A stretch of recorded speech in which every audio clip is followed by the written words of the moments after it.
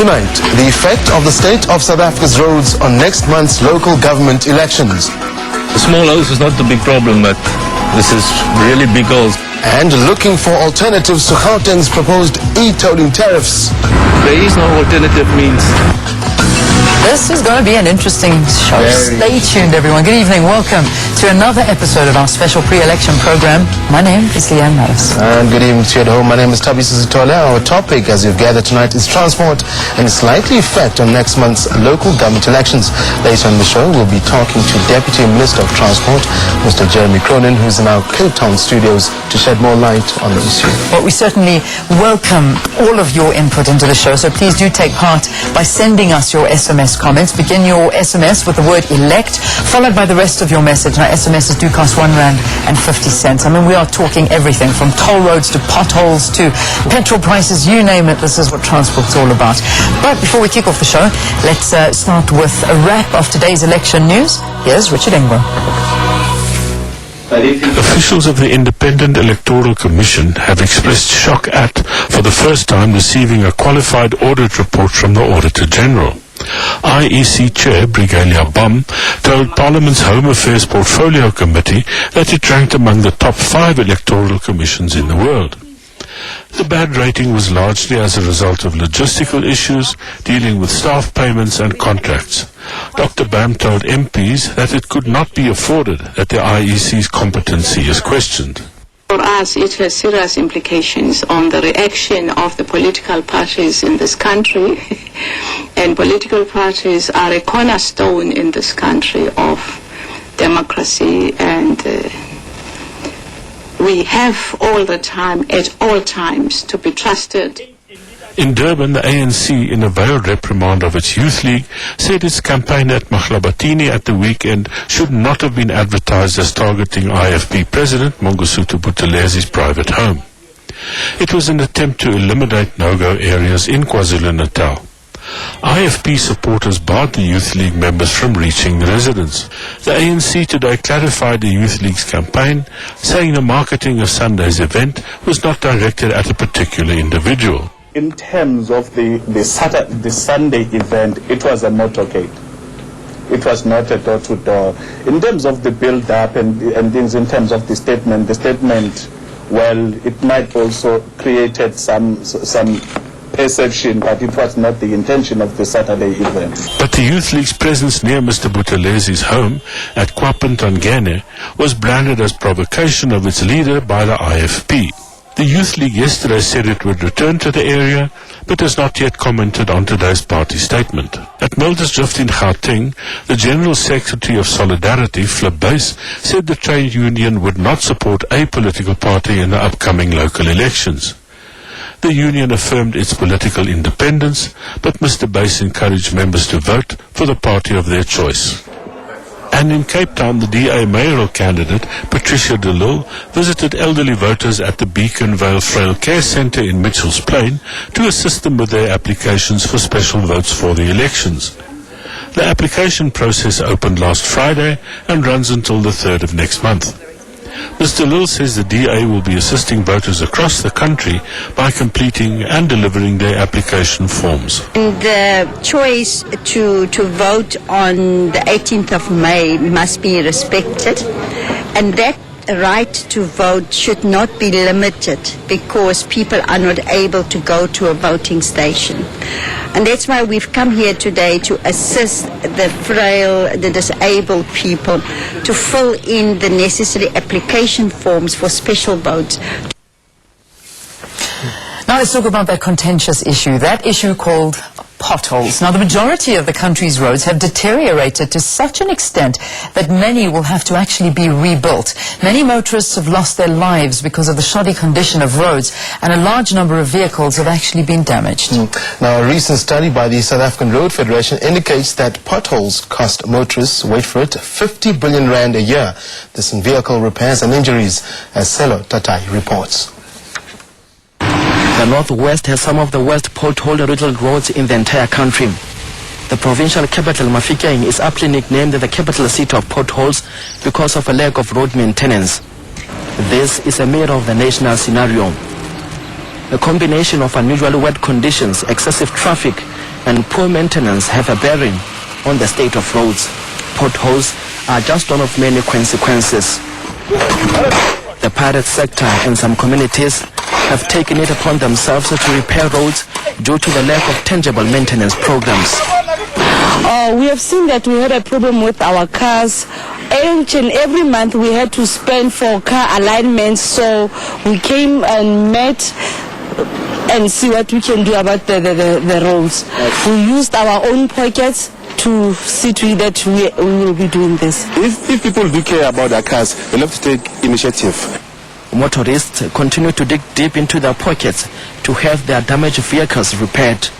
The road freight industry has resorted into hiking prices in a bid to recover costs incurred in road damage. I think they must just fix it. Or try and fix it, most of it, because small holes is not the big problem, but this is really big holes. Hey, Mfana, it's bad. It's bad. Believe you me, it's not just this road. If you could move into Mabatu sections, it's very bad. Experts say this has dual implications for citizens and road users. From an economic point of view, this continues to have a dire effect on repair costs. In the economy as a whole, I think the impact is probably dual. It is a direct impact on the individual, and then the economy as a whole in terms of direct costs that we incur because of direct damage to the vehicles. Moreover, this creates a culture of resentment as citizens think that the government is letting them down. And then the indirect implication that we incur, probably emotional, because we think that somebody is letting us down. Nobody is looking after our roads. In a move to start repairing some of the country's roads, the National Department of Transport has set aside over 22 billion rands in the medium term to revamp the country's roads. This financial year, 6.4 billion rand has been set aside. A further 7.5 billion rand in 2012-2013 and over 8 billion rand for 2013-2014. The department says 70,000 jobs will be created this year through the program. Meanwhile, it is yet to be seen how these developments will impact on voting patterns in the forthcoming local government elections. For now, it's a wait-and-see situation as the state of the roads continues to be an area of concern not only for citizens but also the country's economy. Selwa Tatai, SABC News, Mafike. Interesting insert. And also, with the rains around the country at the moment, roads not handling this well either. Well, up next, we take a look at Gauteng's proposed toll system, which has caused quite a furore and its likely effect on next month's local government elections. Stay right where you are.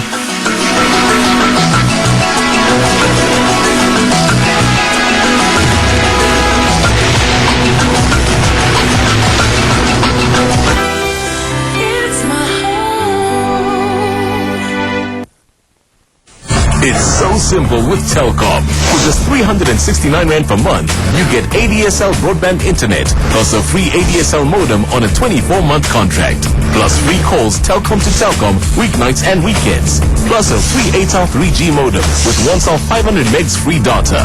So call us now on 0800 000011. Visit your nearest Telkom direct store or SMS Simple and your name to 34702. T's and C's apply.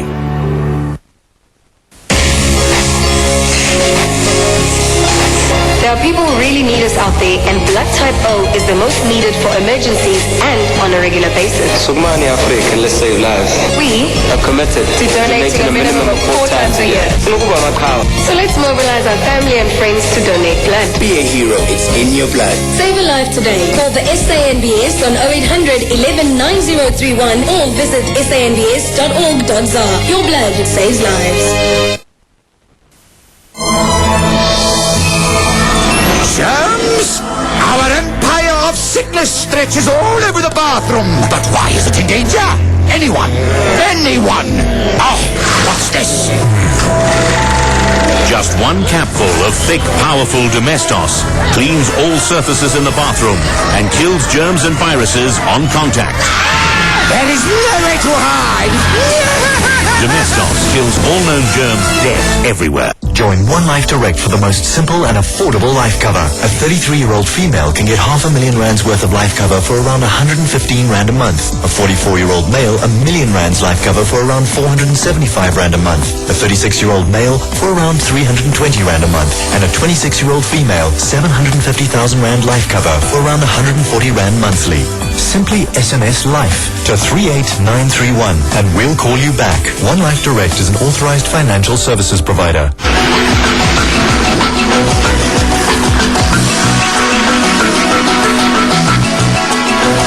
Welcome back. You're watching a live special pre-election program on SABC2. It's time now to go once around the clock. And tonight, viewers have their say on what they think about South Africa's roads.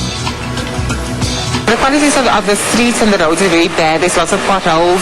There's too much road work still that's been carrying on from, and it's supposed to be for the 2010 World Cup. It's in a half-like a two-stand.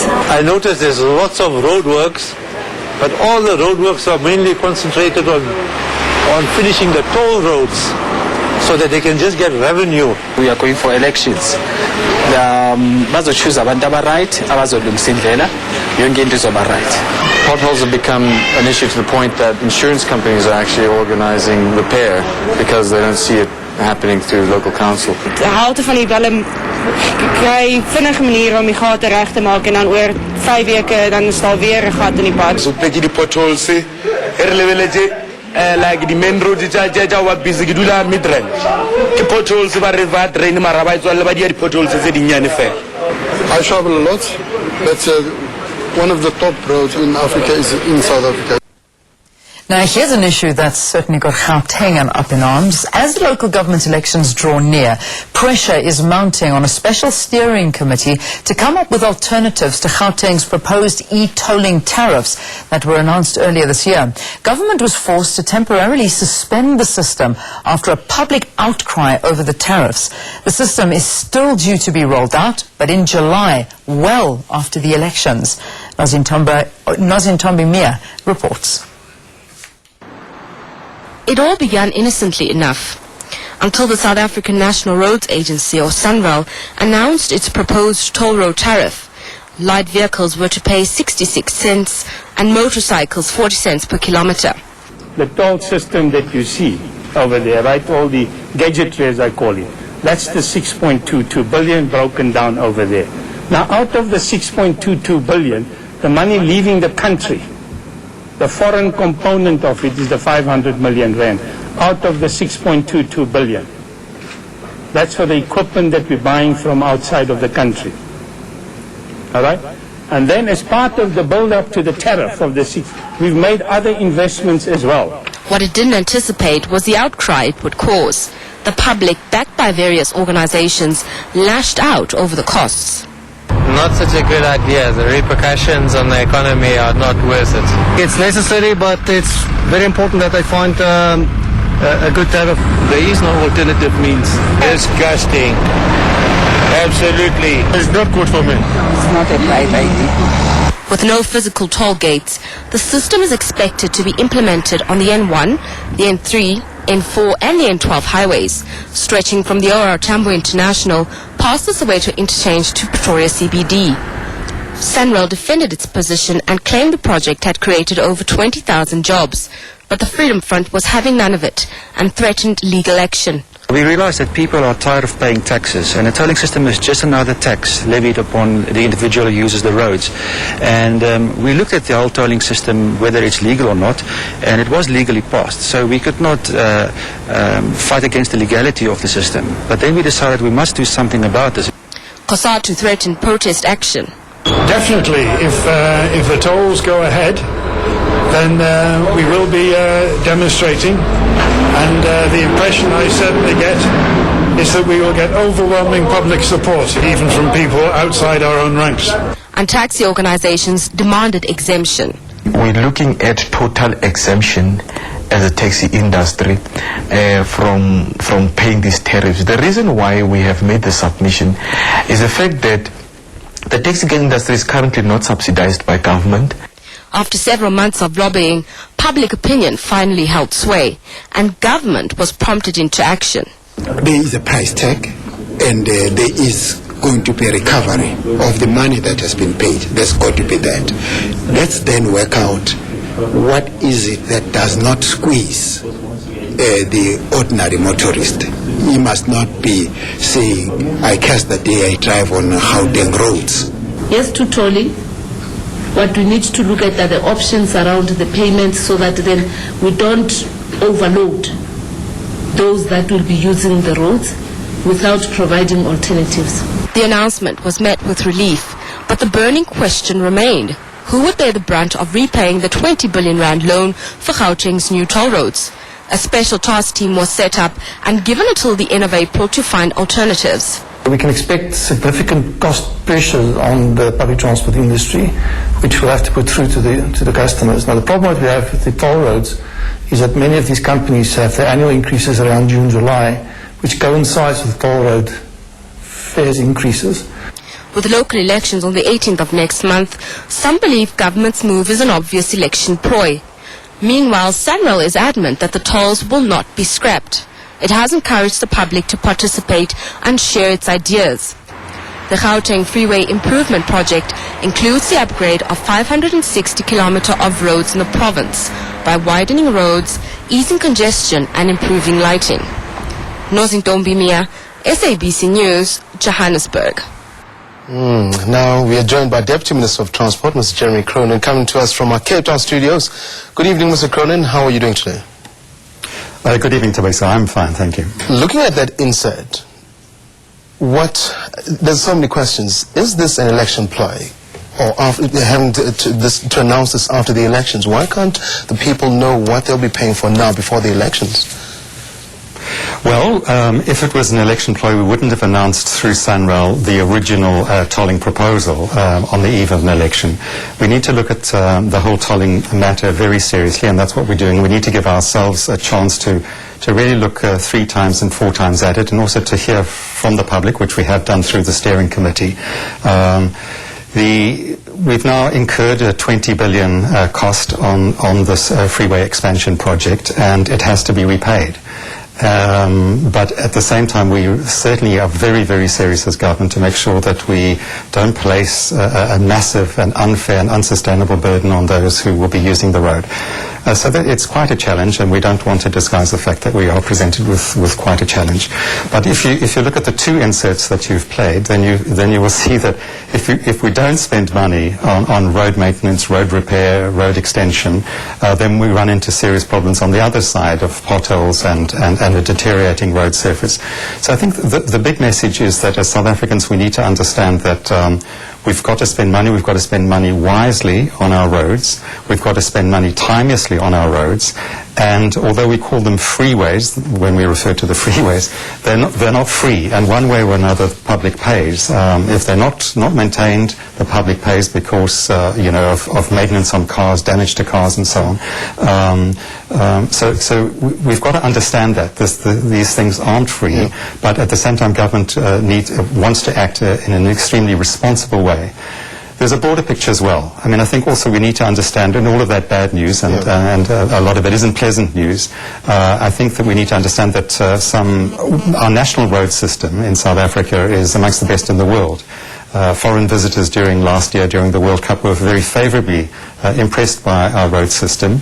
They were using the national road system, looked after by SANRAL. But at the same time, we don't want to be in denial that we've got big problems on our secondary road systems, and the potholes insert, I think, underlines that point very strongly. Now, Mr. Cronin, there was no viable public transport alternative that citizens could turn to in order to avoid the toll costs. I mean, some of the figures that we're reading are absolutely ridiculous for people in a community that really doesn't have money. I mean, most of the people in the country cannot afford these. Yes, now I think there are 2 good points you're making there. I think the first point is that going forward, I mean, there are lessons that we as government need to derive from the freeway, the Gauteng Freeway Improvement project. The one is phasing. I think that going into the future, because there are also proposed second and third phases, and I think we need to hold off on them very clearly for the moment until we've done our homework. But really we do need, as you correctly say, underline, I think, to put in place much more effective public transport system so that there are choices. Yeah. And then secondly, you see South Africa's geography remains still very locked into an apartheid reality. Gauteng as a province in particular sees enormous urban sprawl. Now, this is characteristic of some of the worst US cities as well. But there, the sprawl is basically middle-class sprawl into sort of suburban commuting suburbs with shopping malls and so on at distance from work. And if you toll in a place like Los Angeles, basically you're hitting those and you're asking them to pay for their lifestyles. In South Africa, that's the case as well, because there's been huge property speculative driven development, so-called development. So Gautengers are paying for their lifestyles, basically, is that what you're saying? Well, I'm saying that if you want to live a commuting lifestyle far away from a CBD, for instance, then it costs money. But at the same time, in South Africa, the challenge is that it's not just the middle rich and middle classes, where they're 4x4s and so on, who are commuting over distance. It's the legacy which we've still got of poor working class communities displaced into townships. So when we look at transport mobility and all of our road challenges, we need to look at a whole range of things, including public transport, as you correctly emphasized, but also the spatial character, the geography of our towns and cities, which continues to be very disempowering and very expensive for the economy and especially for poor people. Ms. Crum, before we run out of time, we've no more questions to ask you. Now, the Samba project your department launched is looking at fixing a lot of the potholes in the country's roads at a cost of about 22 billion, this by the end of 2014. What will happen thereafter? No, we will need to continue it. I mean, this is obviously a medium-term budgeted reality. And one of the things that we've understood, I think, more clearly is that money was allocated to provinces and to municipalities that was notionally for road maintenance and road repair. But very often it didn't go there. This time round, what we've done is we've ring-fenced the money. It's essentially money that is allocated to provinces. And the idea is that this money must go into road maintenance and repair. I heard one of the citizens in the insert saying, it's not the big pothole, it's not the small potholes, it's the big ones that are a problem, but it's also the small ones, because if you leave a small one unattended, it becomes a big pothole quite quickly, and therefore we need regular, constant road maintenance, and it's something that's been often lacking in many municipalities and also sadly sometimes at a provincial level. Yeah. Now, Ms. Cronin, on the other topic as well, I mean, I'll stick to Gauteng because I think probably this is where most of the problems are coming through. Gautrain, for example, a monthly ticket for commuters from Pretoria, Hatfield to Park Station, Johannesburg, is going to cost people around 3,500 rands per month. Is it feasible? Who has got the money to pay for that much? It's essentially a middle class. Trainen was always designed to be that. So it compares favorably, I understand, with what it would cost you to travel by car. It's cheaper, but it's more expensive than using a minibus or the regular metro rail. But I don't think the Gautrain was meant to be for public use. I mean, if you're going to get people having to pay 3,500 rands a month for a ticket to get from Joburg to Pretoria, for public use, most of the people, this will turn out to be a white elephant, what Manny say. Okay, I'm not sure that you got the figure right, then, to be honest. I don't have the figures in front of me. I suspect that's an excessive figure, and I don't think it's at all that, the monthly ticket, but I might be wrong. But I know that certainly the Gautrain management has done very careful calculations and estimated worked out what it costs to commute by car from Pretoria to Johannesburg or vice versa. And they've certainly pegged their costs at much less than it would cost you by car, but certainly quite a deal more than it would cost a poorer person currently using a minibus or a metro rail service. Ms. Cronin, we could just have this discussion the whole evening, but unfortunately we've got more on the show. Thank you very much for joining us and taking part in this pre-election program, and hopefully get more questions and more answers to our transporting issues a bit later on. That was Jeremy Cronin, the Deputy Minister of Transport, and you're speaking to us live from our Cape Town studios. Stay tuned for more election news right after this break.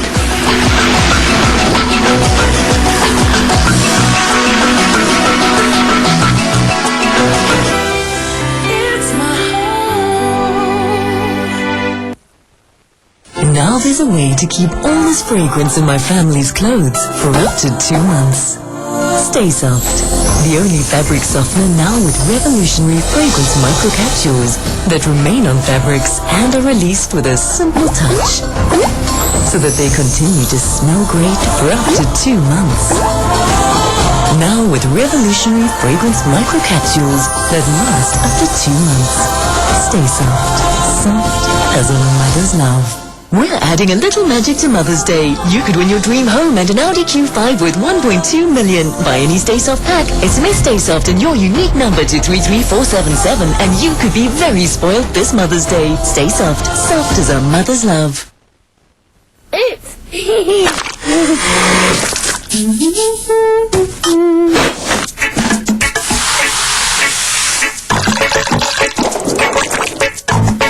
Because dirt can happen fast, you need a cleaner that can keep up.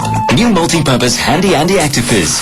Fizzes on dirt right before your eyes. Spray and wait until it penetrates and watch it lift the dirt away fast. Handy Active Fizz fizzes dirt away fast. Sound good? What crazy thing is your insurance company forcing you to do for your bonus? My Way presents My Rewards, our one-of-a-kind loyalty program that pays you for just being yourself, whether you claim or not. My Way. Rewards your way.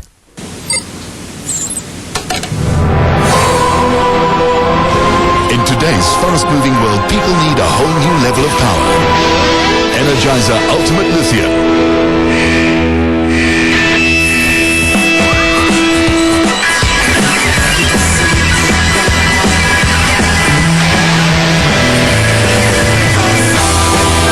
The world's longest-lasting AA battery in high-tech devices now lasts even longer.